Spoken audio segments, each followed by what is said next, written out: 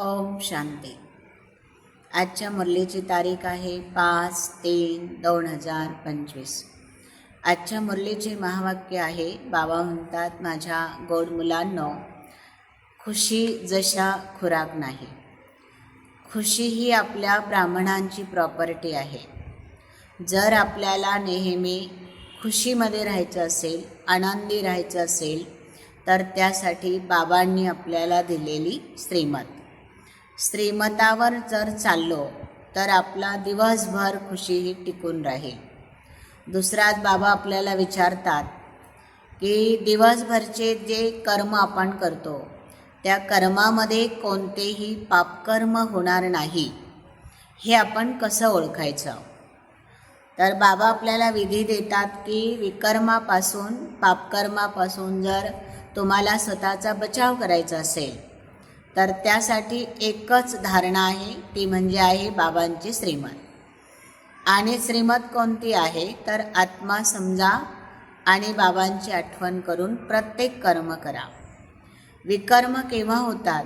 जेव्हा देह आणि देहाच्या साधनांमध्ये आपली बुद्धी अडकते, देहाच्या संबंधांमध्ये आपण कुठेतरी प्रभावित होतो, तेव्हा कळत न कळत कर्म हे आपल्याकडनं विकर्म होतात। आणि ज्यावेळेस आपल्याकडनं हे विकर्म होतात त्यावेळेस आपली बुद्धी गोजड होऊन जाते। मग बाबांनी आज आपल्याला विस्तार रूपामध्ये सांगितलेलं आहे की ह्या कलियुगामध्ये सर्वांची बुद्धी ही तमोप्रधान आहे, पत्थर बुद्धीच्या समान आहे। रावणाने आपल्या सर्वांना पत्थर बुद्धी बनवलेलं आहे। रावणाचं कामच हे आहे की सर्वांची बुद्धी बाबांकडनं विपरीत करणं किंवा बाबांकडनं त्या बुद्धीला दूर करणं। परंतु आपल्या सर्वांचं कर्तव्य आहे की आपल्या सर्वांना बाबा पारसनाथ रूपात भेटलेले आहे। बाबांनी बुद्धिवानांचे बुद्धिवान बनवून आपल्या सर्वांना बुद्धिवान बनवलेलं आहे। बाबांनी आपल्या सर्वांना परखण्याची शक्ती दिलेली आहे आणि याच्या आधारे आपल्याला रावण काय आहे, माया काय आहे, हे ओळखता येणं गरजेचं आहे। जो मुलगा शुद्ध बुद्धीवाला आहे, पारसनाथ बाबांच्या बरोबर ज्याची बुद्धी नेहमीच लागून राहते, तत्पर राहते, तर तो मुलगा कधीही मायाच्या वश होणार नाही। बाबा सांगतात की ती आत्मा नेहमी उमंग आणि उत्साहामध्ये राहील, सेवेमध्ये सुद्धा तत्पर राहील। आणि आज बाबांनी विशेष अंडरलाईन केली की जो मुलगा बाबांच्या यादमध्ये 10 किलोमीटर जरी चालला तरी त्याला कधीही थकान येणार नाही, त्याला कधीही थकल्यासारखं वाटणार नाही। म्हणजे एवढा विश्वास आपला बाबांवरती असणं गरजेचं आहे। दुसरं बाबा सांगतात की जर तुम्हाला तुमची तकदीर श्रेष्ठ बनवायची असेल तर बाबा जे संगमयुगावर ज्ञान देतात, म्हणजे शिकवतात, तर ती पढाई आपण खूप चांगल्या रीतीने शिकलं पाहिजे आणि दुसऱ्यांनासुद्धा ती शिकवली पाहिजे। कोणत्याही छोट्या छोट्या गोष्टीच्या वश किंवा आपली जी बुद्धी आहे त्या बुद्धीला आपण त्या गोष्टीच्या प्रभावामध्ये आणलं नाही पाहिजे। ज्याला बाबा म्हणतात की आदत के मजबूर नहीं बनो। यामुळे आपलं रजिस्टर हे खराब होऊ शकतं आणि एकदा की रजिस्टर खराब झालं की ते आपले मार्क पूर्ण वजा होऊ शकतात। दुसरं बाबा सांगतात की तुम्हाला मनुष्यापासून देवता बनायचं आहे तर त्याची मुख्य धारणा काय आहे? पवित्रता।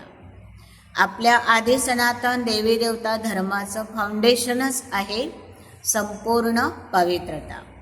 तर इंचक मात्र सुद्धा कुठेही अपवित्रता आपल्या बुद्धीला टच करणार नाही, खेचणार नाही, याची आपण दिवसभर दखल घेतली पाहिजे। कारण ह्या अशुद्ध दुनियामध्ये सर्वत्र अशुद्धीच आहे, इम्प्युरिटी, अपवित्रता आहे। आणि यामुळे आपली बुद्धी, बाबांता तुमची बुद्धी अशुद्ध झाली, तुच्छ बुद्धी झाली, या अशा बुद्धीमध्ये बाबांची आठवण राहत नाही। मग बाबा सांगतात की मायेचं काम आहे आपल्या बुद्धीला मलिन करणं आणि बाबांचं काम आहे येऊन आपली बुद्धी साफ करणं, स्वच्छ करणं।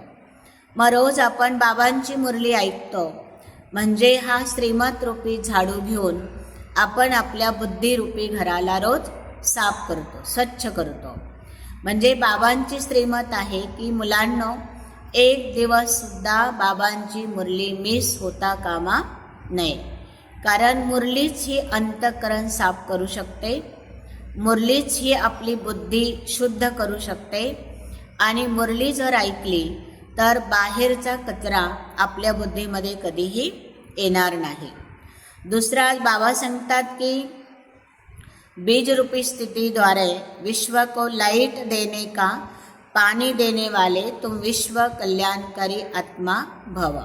आज बाबांना यामध्ये असं सांगायचं आहे की तुमची जी स्टेज आहे, तुमची जी अवस्था आहे ती इतकी पॉवरफुल बनवा की त्या अवस्थेपासून प्रत्येक मनुष्यात्म्याला तुमच्याकडनं व्हायब्रेशन जातात.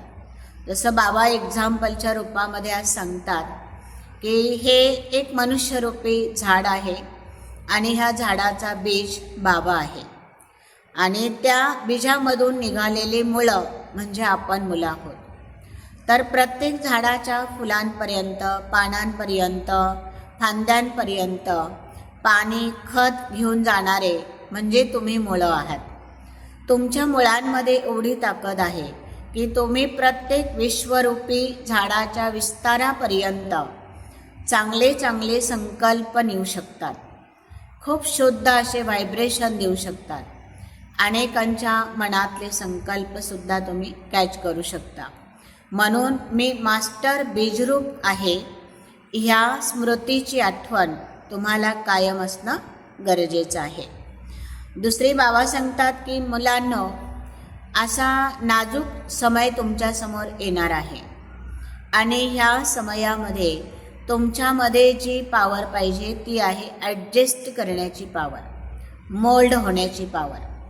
बऱ्याच वेळा आपण पाहतो की आपल्यामध्ये ती मोल्ड होण्याची शक्ती नसल्यामुळे आपण छोट्या छोट्या परिस्थितींमध्ये नापास होतो, घाबरून जातो किंवा आतमधून आपण अस्थिर होऊन जातो.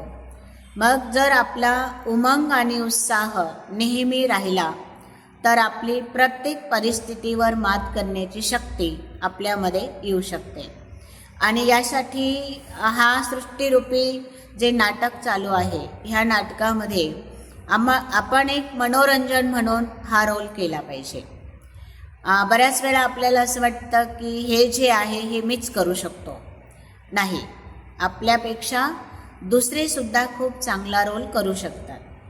किंवा आपल्या हातून जे कर्म होतं तर त्याऐवजी इतरांनासुद्धा आपल्याकडनं हे कर्म खूप चांगल्या रीतीने करता येतं. तर कधीही आपल्या कलेचा, विशेषतांचा अभिमान न ठेवता आपण हे नेहमी समजलं पाहिजे की ह्या 84 जन्मामध्ये बाबांनी मला जो दिलेला रोल आहे हा ॲक्युरेट आहे आणि या ठिकाणी मी हा ॲक्युरेट पार्ट बजवत आहे. यामध्ये माझ्याकडे काहीही नाही, हा मला दिलेला ईश्वरी प्रसाद आहे आणि तो मी सर्वांना देत आहे. या स्मृतीमध्ये टिकणं खूप खूप गरजेचं आहे. दुसरं बाबा सांगतात की जर तुम्हाला सत्यता आणि सभ्यता ह्या 2 गोष्टी तुमच्यामध्ये जर राहिल्या तर याच्यापूर्वीसुद्धा बाबांनी आपल्याला ह्या गोष्टी आठवण करून दिलेल्या आहे आणि सर्वसाधारण ह्या महिन्यामध्ये बाबा आपल्याला ह्या 2 गोष्टींवरती जोर देणार आहे. मुलांनो, तुमच्यामध्ये ह्या 2 गोष्टी खूप आवश्यक आहे, सत्यता आणि सभ्यता. सत्यता हे सूर्यासारखं असतं आणि सभ्यता हे जसं एका सृष्टीवरती किंवा पृथ्वीवरती कोणतंही फळ किंवा कोणतंही झाड जसं फळ देतं तशा रूपामध्ये आपली ही सभ्यता असली पाहिजे. तर बाबा आपल्याला ह्या सर्व गोष्टींचं लक्ष केंद्रित करून देतात, त्याच्यावर आपण लक्ष ठेवलं पाहिजे. ओम शांती.